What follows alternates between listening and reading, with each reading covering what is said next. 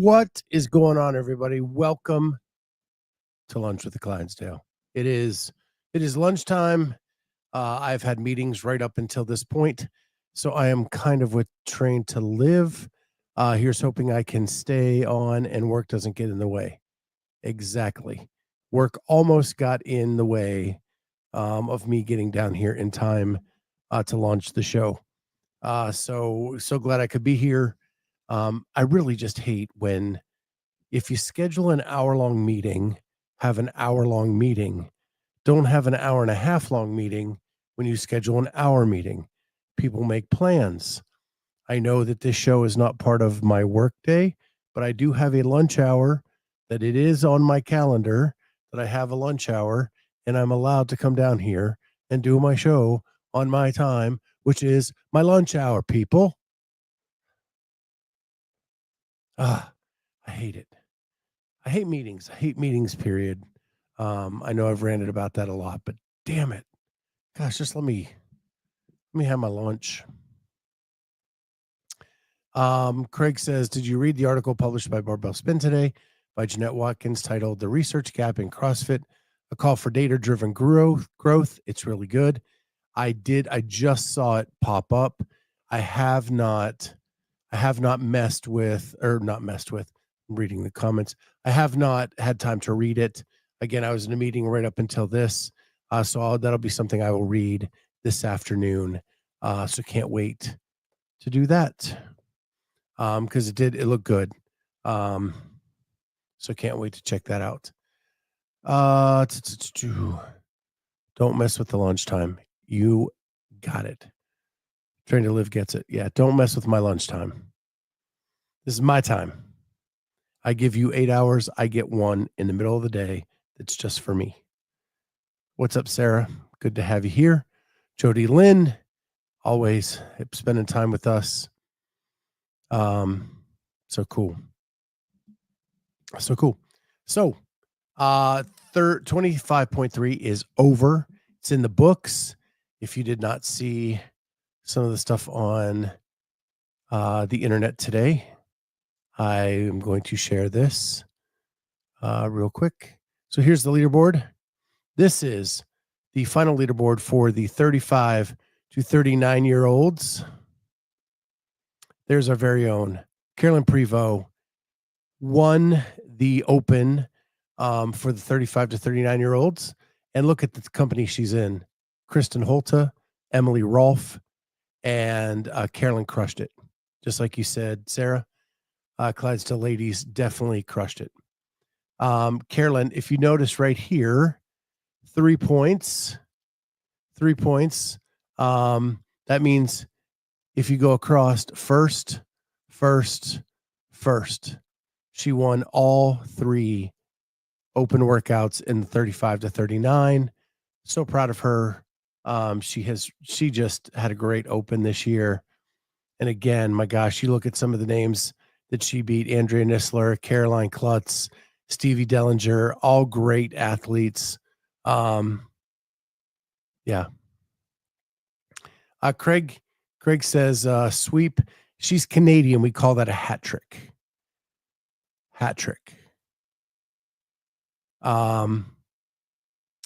Emily is 35. Yes, Emily is 35.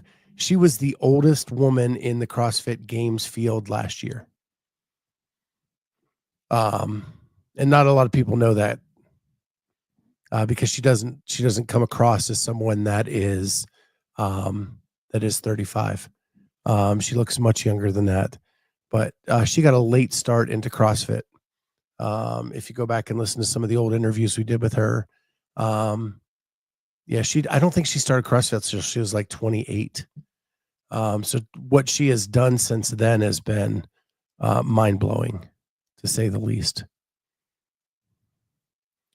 So, yeah. And then you guys are kind of spoiling it in the chat. We go to the 44 to 40 to 44-year-old division, and there is Jamie Latimer. She won the 40 to 44-year-old division. by a good chunk, 22-38. You go across to hers, a 6th, a 15th, and she won the final workout, which is amazing. My two co-hosts, my two friends, is freaking awesome. And they are freaking awesome. And I'm so privileged to get to hang out with them all the time. I'm privileged to call them friends. They just, I am just welling up with pride that those are my friends that killed it that hard. So yeah, shout out to them. Shay says, Emily performing at arguably her best. Yeah, if you actually look at her finishes, she gets better each year she competes, which is, and for her to be the oldest person in the women's field, finish better and better each year, it is, yeah. She is so underrated.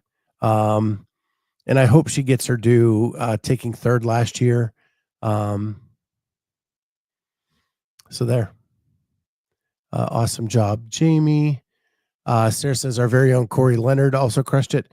We'll talk about his performance tomorrow when he's on the show, for sure. Craig says, did Rich place first in all the workouts in his division? He did not. He did not even win. I don't even think he finished. He podiumed for the men. If I go to men 35-39, the winner was Henry Matthews. Rich Froning took 6th. So Rich's finish were 20th, 18th, and 20th. Scott Panchik was 11th, 8th, and 9th.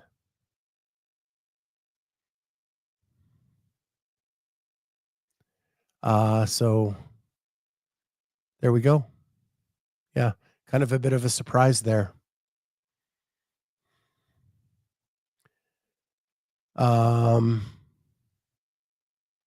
A Train to Live, only 925 spots behind Jamie. Let's go. There you go. Yeah. Craig echoing, Emily is getting better each year. She is. And then Ken says, is Jamie selling teas again this year? I don't know. We will know if she gets to semis and makes the games. But if you, yeah, we talked to her a couple weeks ago on the Sunday night show. But her son is a senior in high school, and that is taking precedence this year over competing, which as a parent, I completely understand. Her son will be graduating high school and then moving on to college in the fall. So that stretch from like April, May to August, September is going to be pretty busy for her. And I even think there is a chance that the weekend he has to go to school is the weekend of the CrossFit Games. So she may not be able to make it this year because her priority is her son. But stay tuned. I'm sure we'll update you guys as the season progresses and we know more definitively when everything kind of plays out. So I wanted to take a quick look at the elite division before we move on. If I go to individual men, Colton Mertens ends up winning the Open. I think if you saw Dave's Week in Review yesterday, he actually totaled up what he won by winning 2 events and winning the Open. He ended up winning like $27,000 in the Open this year, which is pretty impressive for Colton. And he won Kel Taylor on Saturday, but donated that money to the kids of the CrossFitter who took his own life. His name is escaping me right now, but a sad story. And yeah, but he donated at $1,500 to them. Dallin Pepper takes second. Jeff Adler takes third. He apparently is still fit. Austin Hatfield, fourth. Cale Lehman and Jason Hopper, Jay Crouch, Ricky Garrard, Aldous Upanix, and Nicholas Badon round out the top 10. Craig, his name was McCoy. He took his own life. He had 2 children and a wife, and they're doing, it's not GoFundMe, it's the other account to help support his kids from here on out. And Colton donated the $1,500 from Kill Taylor to that, that's just the kind of guy Colton is.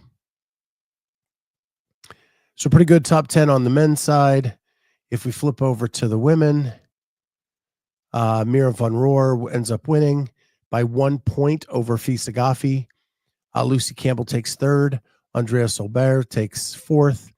Our very own Carolyn Prevost, not only did she win the 35-39, but she took 5th place overall, top 5 in the world, overall elite women, which may be even a bigger feat than winning the 35-39 with a hat trick clean sweep. Danielle Brandon 6th, Kristen Holta 7th. Again, as a retired athlete, coming in 7th in the world is pretty amazing. Aline Wers took 8th. Oda Lundvem took 9th. Alexis Raptis finished in 10th. That is your top 10 on the women's side. So I have a show with some pretty fit women. It's been fun. I think Jamie finished top 150 in the world overall as an elite woman too at 41 years old. I guess I can look real quick. It's right around the 150 mark.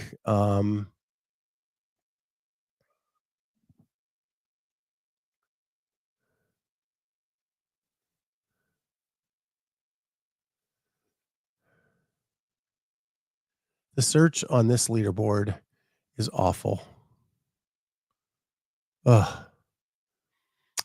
Jamie finished 153 in the world overall.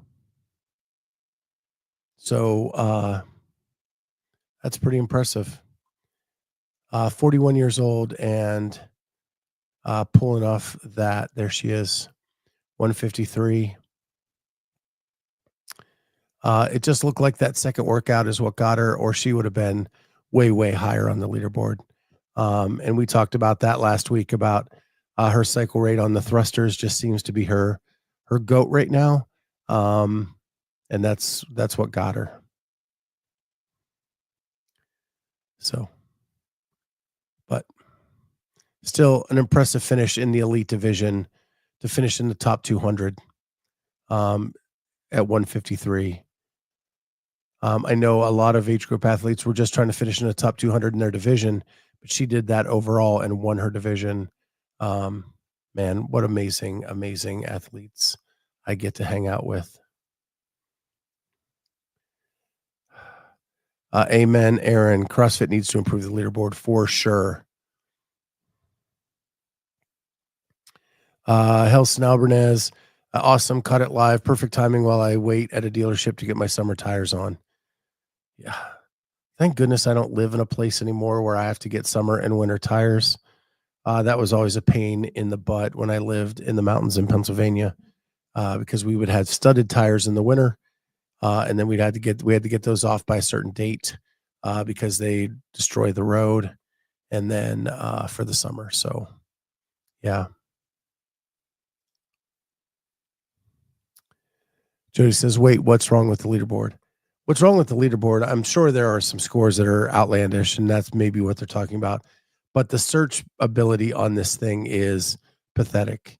To try to find someone on the leaderboard, you almost have to type the complete name out before they'll pop up as an option. So I don't know who developed it, but it is not easy to search around for certain people to see where they finished. So I wanted to take a brief moment to kind of talk about my open experience. So I did not do the open last year. I was in the hospital with AFib. right before the Open started last year. So I had to sit out for the first time since 2012. I've done every Open from 2013 to 2023. And then I sat out last year and was able to jump back in this year. And I was nervous. I was nervous about doing it again. The last couple years, just due to health issues, I've been doing some foundations workouts in the Open. I've been doing a lot of scaled. And so I was really nervous. But this was my first year in the 55 to 59-year-old division. So the workouts change a little bit for us this year. And I was able to do 2 of the 3 workouts RX. I could have done all 3 RX and posted a score. But I really wanted to compete against myself on the repeat workout from what I posted in 2022. So I did it in a scaled way and tried to beat my score. The highest I've ever finished in my division during the Open since I had back surgery was a 12th percentile. And that ended up being a level 1 status in the 12th percentile.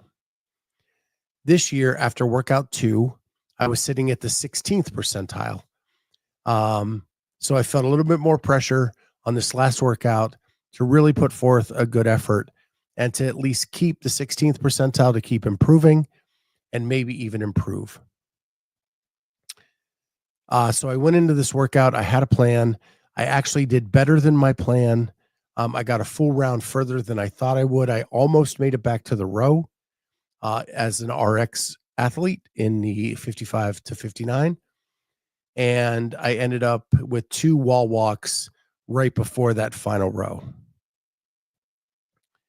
Turns out I actually improved by 4 more percent, and I finished the Open in the 20th percentile. So I beat my previous best post back surgery by 8 percentage points. That is the biggest win I have had athletically, doing this sport, CrossFit, since probably 2018. I have been pretty broken since then, and I felt broken. And this is the first Open where I feel like I'm starting to come back and starting to feel like an athlete again. It means a lot to me. It's a huge win for me.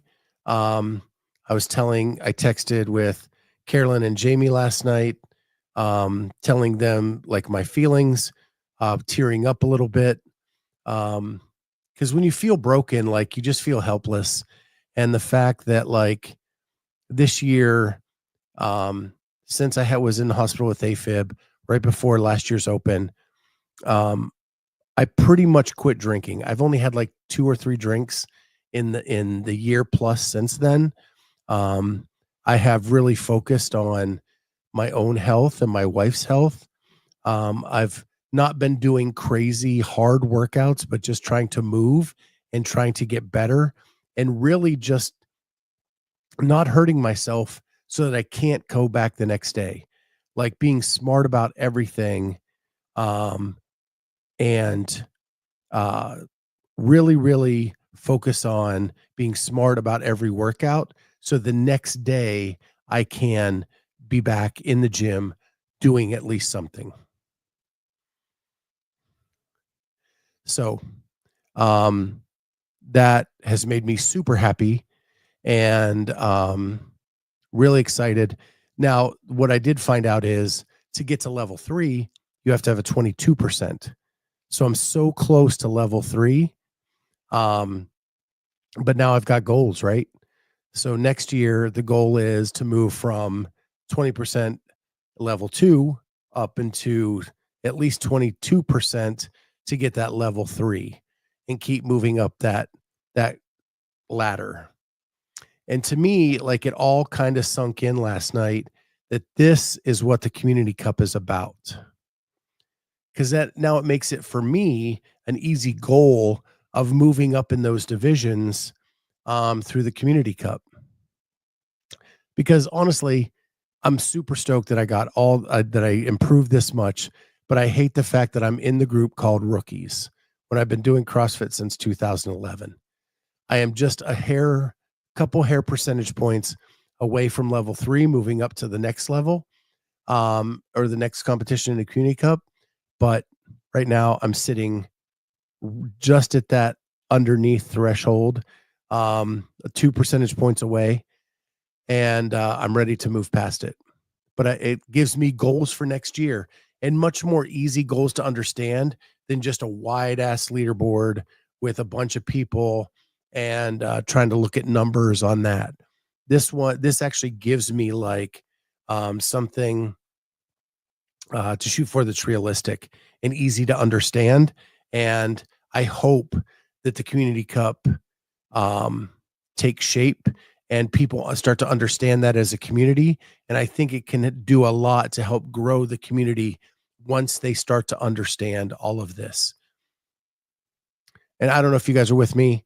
I hope you guys all jump into the Community Cup that did the Open, because I think it's something that the community at large needs to be a part of and needs to understand and see those small goals to get them to the big goal.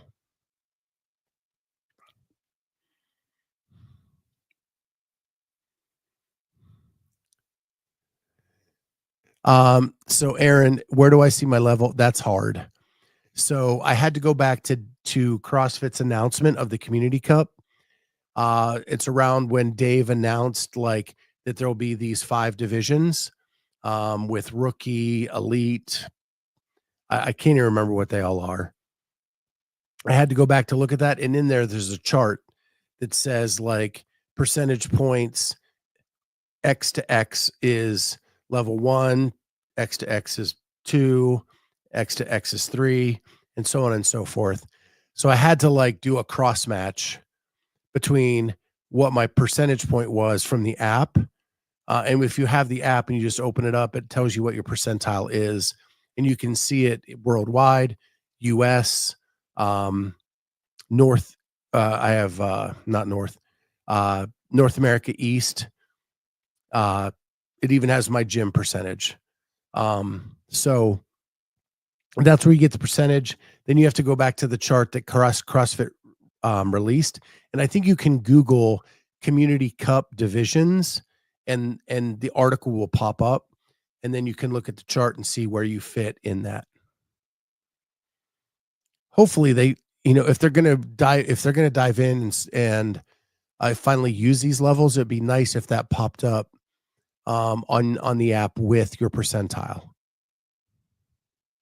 But right now, the only way I could do it was to do the cross match. So I hope that helps. But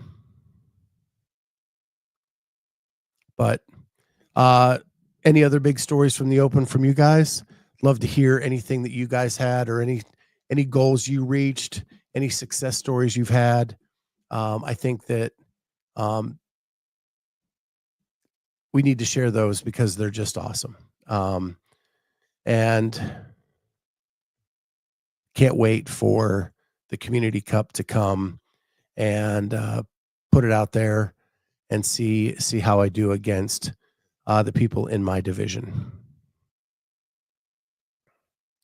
So with that, the last thing I have on my rundown, which I don't even really have a rundown, is that I did create a Clydesdale Media bracket competition, bracket league on ESPN's Fantasy Home.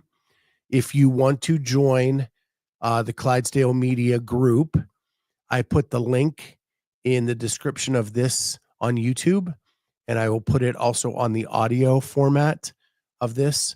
And you can click on that link, and the password to get into our group is just Scott, capital SCOTT.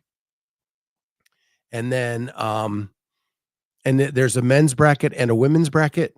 I will take the points you earn from both brackets, add them together, and then I will put together a prize pack for the winner of our bracket challenge that we do here. But I just thought it'd be something fun to do as a little community that we have here, and we can see how each other's doing, talk some smack, um, all of that. And it makes it a little bit fun to watch some of the games this weekend coming up, but it's out there on ESPN.com. Again, the links are in the description of this YouTube video. And I set it up on my work computer, or I would have cut and pasted it into the comments, but I tried to do that before. And I actually had another fantasy account on my personal computer. And so now it's all jacked up. I have to figure out how to merge that somehow. But anyway, check that out in the description below. Hit the link.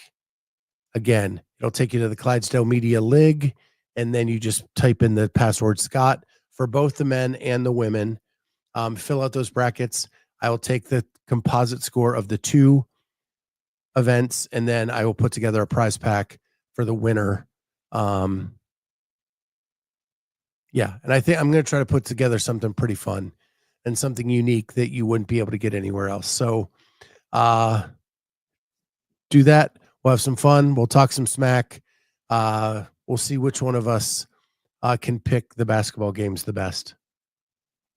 That should be fun. Ken says, I'll DM you my address. Just send me the prize pack now. Well, there's a reason they play the games. Ken put this down. I did RX workout with 30-inch box jumps last night. So far this morning, I've reserved and canceled for today's workout twice. Yeah, I think that's what I was going through a lot before this past year. Was I was trying to do as close to RX as possible every single day. And at 55, my body just can't do that anymore. So I just decided that if I felt good that day, I would do something. I would try to go for something more intense. If I wasn't feeling it that day, I just would back way off and just move, do some kind of workout that hits the same stimulus, scale it back enough just so I could go every single day. And it was a long time for me to check that ego. I will tell you, I've been fighting that since 2000. So I first injured my back in 2016. Since then, I've been fighting my ego with it. So what, almost 10 years. And then finally in this last year, I learned that I just can't do that anymore. If I want to keep going, if I want to be healthy the rest of my life, I need to listen to my body. Train to Live. I love this year's Open. Sad there's not quarterfinals this year, but excited for the Community Cup. Yeah. I think we just have to shift. And now you could win your bracket area of division, whatever that is, and just see how you stand up against people kind of in the same place you are right now. And Aaron backs me up at Ken. Just show up. Even if you scale it, it'll help flush your muscles. Yeah. What's nice about Polaris is if I felt really bad, and they would let me just hop on a C2 bike and just flush everything out. Like if I felt so bad I couldn't do any part of the workout, they'd let me sit on a machine or hit one of the air runners and just kind of flush it all out. But I think that's the best case scenario. Just keep showing up, man, and figure out where you're going to put the workout that day so that you can keep going forward.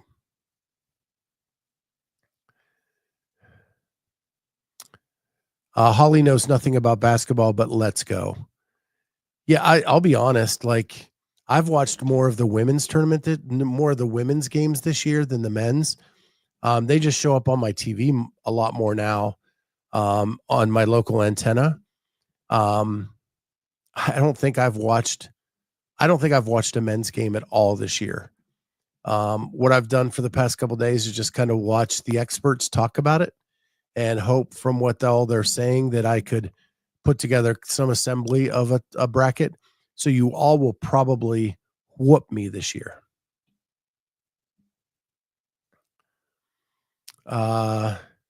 Greg says Community Cup is better. Well, Community Cup just allows everybody. I could never make quarterfinals in the 20th percentile. I can make the Community Cup, and I can go against people that are at the same level I am, and I can see where I stack up. So yeah, in some aspects, I think it is really good. I think if you are someone striving to be upper tier or elite, the quarterfinals was a way for you to judge where you are, and a big goal to have to make that. So I can see the argument in both senses, but I think this actually allows more of us to have the opportunity to have a next phase and to see where we are and to compete again during the year.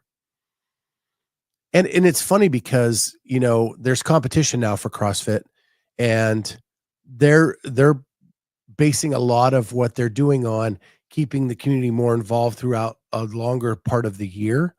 And that's what the Community Cup is doing. So it actually, I heard Saxon on the interview the other day say that they wanted to do like monthly competitions with the WFP and their affiliates. Well, CrossFit put the Community Cup in before this, and it's kind of mirroring that, only over 4 quarters instead of 2. So I don't know. I think the competition is going to be good for CrossFit to keep coming up with ideas like this to keep us all involved for longer parts of the year. But we'll see. We'll see how it all plays out. I just hope, if they're going to do it, it's tough because they put out these really good ideas. They're doing much better media. They're doing all this stuff. And then, okay, we're up for sale. Or if you believe what I believe, they've been up for sale and they're close to a deal. What are the new owners going to do with all these ideas that have been coming out and doing things better this year? As a lot of the things we've asked for, CrossFit is implementing. I hope we don't lose that momentum through the sale. And I know we haven't talked a lot about the sale. We got out over our skis the other night on the Sunday night show with a lot of other topics, but hopefully we'll be able to hit the sale in the upcoming weeks, and we'll know more about the sale and be able to talk about it a little bit better. But that is one of my concerns. That it's one of my big concerns that there is a momentum going in the right direction from CrossFit, and I don't want that momentum to stop because of the sale. But I do believe they need to sell. I don't think Berkshire is invested in this long term, and just because we have a short run of good ideas doesn't mean Berkshire will allow those ideas to continue. I'm just hoping the new owners will. Sarah, completely agree. The CrossFit produced BTS from 25-3 was so good. So good. I think it captured Dallin and Jason and James so well, and the way that they love on each other and that they trash on each other. And that they're just like 3 dudes hanging out. And then for me, the highlight of it was Grace Ann finding Dave's clue in the real world and pointing it out to Jason, and then Dave admitting that is how he found the clue, and that he had to run from the shower naked to get his phone to take a picture of it or film it for the clue on Instagram. I thought that was, because we've never really got a behind the scenes of the Dave Castro clue. And so that was like a little bonus in this 23.3 behind the scenes. I think the only miss on that was they had done all the other stuff up until the cool down show when James and his dad talked about CrossFit saving their lives, I thought that should have been a key component at the very end of that video. It would have been the perfect ending um, to what they had put together. And they didn't add it to that behind the scenes. If they would have added that to the behind the scenes, that it would have been flawless. Flawless. Everything else was great. And it doesn't mean that it wasn't great anyway, but man, they could have gone just like that one tick higher if they would have put that piece in about CrossFit saving James's dad's life from alcoholism. That would have been a huge component. But other than that, that's just me wanting more. And I guess their media is getting to a place where it's so good, I want more. And that is a good thing. It's funny because I'm being trolled a lot these days. Whenever I say anything about the WFP, and that's fine. People can say whatever they want to me. They can do that. But what is funny to me is that when I critique media, I'm a viewer just like anybody else. It's not like Siskel and Ebert ever made a movie and had to be an expert in making movies to then critique the movie they're watching. I've watched so much CrossFit videos and so many CrossFit videos and so much media that I think I am capable of saying whether I like something or I don't. That behind the scenes was 2 thumbs up, 5 stars, whatever you want to say. It was so good. And when I give it a little criticism, it doesn't mean I didn't like it because I loved it. It just means I just wanted that little step more. When I say that the WFP's video of the Beyond the Athlete was nothing groundbreaking, it was entertaining, it was short, but it didn't give me anything more than what I've seen in other videos, and I may have learned a little bit, but not a ton more about the athletes. So I've watched so many of these things, so many of the behind the scenes, so many of the road to the games, so many of the documentaries. I think I can say whether I liked or didn't like something and why. And I know I have this one troll, and it's just one troll. Most of you are lovely, and you are awesome, and I love hanging out with you all the time.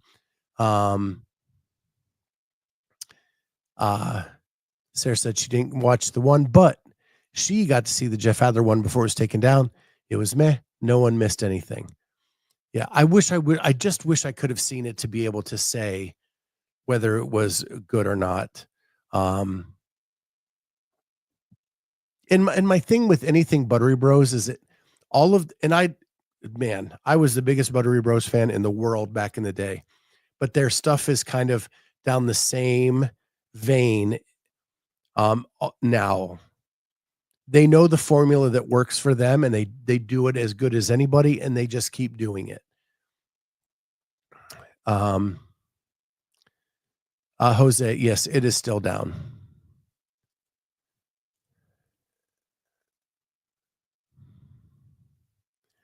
Buttery Bros have done one on him before. I think it was the exact same.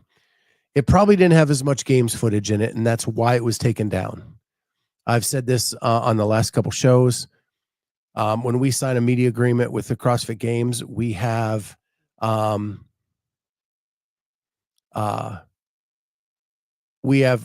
strict regulations about how much of the footage that we take at the games can be used in a single project, and how long each clip can be. And I'm only guessing here, but because of that thing that I've signed and that it got taken down for copyright, that has to be, in my opinion, why it was taken down. From everybody I've talked to that got to see it, there was a ton of games footage in that Jeff Adler piece. And so I think that's why I was taken down. And again, the Buttery Bros are so good at what they do. I'm not taking anything away from them, but as someone who has watched them since 2013, 2014, it just is the kind of the same note every year now when they do the documentaries.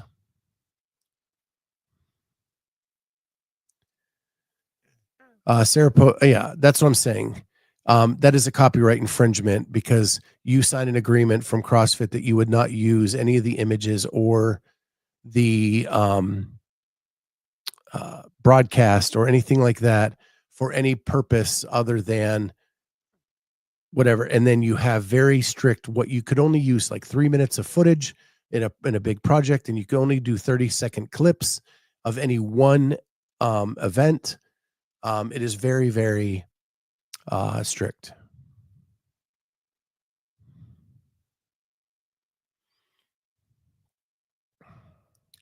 Um, Jose says that's why I tried to do my best. BTS for Emily Rolfe for the fans. Yeah. Yeah. We like all the BTS stuff that we do across the space is for the fans. Petra Clark keeps saying here, we get to talk to these guys all the time. And I don't mean to say it that way. We have access to them and we talk to them a lot. But the fans don't. And that's what behind the scenes is trying to do. You're trying to show more of what is available about these athletes, more about where they came from, more about why they do what they do. To me, I view myself as a storyteller. I just want to tell everybody's story. That's why I do it. I love to hear the stories of what made them who they are, where they came from, what they overcame. That's the stuff I find the most rewarding, either doing content or watching content. And just like Jose, I'm a fan myself. I really am. So, with that, my lunch hour is just about up. So, get back to work, you hooligans. We'll see you next time on Lunch with the Clydesdale. Out.